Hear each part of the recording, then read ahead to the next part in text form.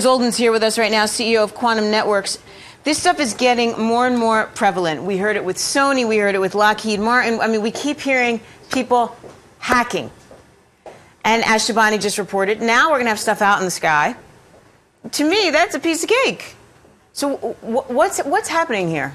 So there are a lot of companies right now that are especially the military now, there's issues of vulnerability because, as Shivani said, we're now taking our most vital information and we're hosting it up in the cloud. Right. So we're turning over the keys and we're saying, hey, whether it's Amazon, whether it's data centers, whether it's these other companies out there that are holding the keys to our data, we're hoping that they're locking it down, and we're hoping that it's in a trustworthy place.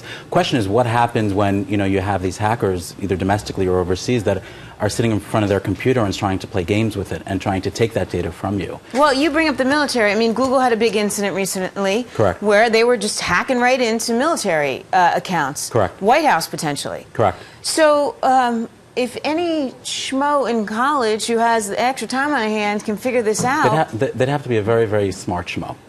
But a group of intelligent schmoes, there's no question about it, can go ahead and start hacking away at this. And it's trial and error, too. You have a lot of people that are attempting to. These are all the people that are just getting caught.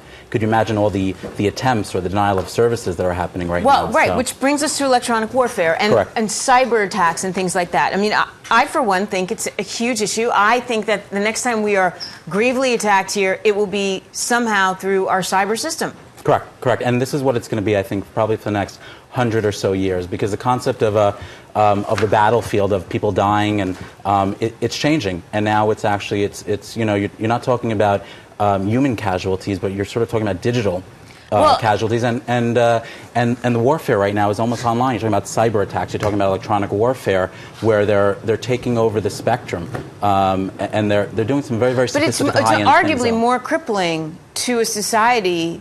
And you hate to lose lives, right? Yeah, it's different. But to shut down the banking system, it's huge. It's huge. And no one has access to cash. How about power plants? And how about the electrical grid? And how about nuclear facilities too, which we saw in Iran? Right. I mean, you could argue that is, more crippling to a country than what's than the bloodshed that we're experiencing right now. Correct. Because now you can affect actually hundreds of millions of lives with a flip of a switch.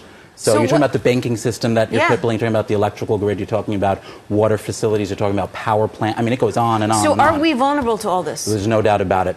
But I think what we're going to start seeing is the U.S. government is going to start upping up their game in terms of putting an enormous amount of money in security, because I think they've been extremely lax up until now, because the concept of hacking and electronic warfare and taking down airspace and it's relatively new. So now we're seeing this as a very, very real threat that's happening today. Okay, so what has to happen? Do we need legislation? Do we need like a cyber security task force? I mean, what do we need? Well, the government's working on that, and there's actually bodies. There's a National Security Agency, which has upped their game tremendously right now in terms of attempting to protect our entire digital infrastructure. So I think we're going to see probably less spending on hard spending on actual tanks, and probably more we'll call them digital tanks right now.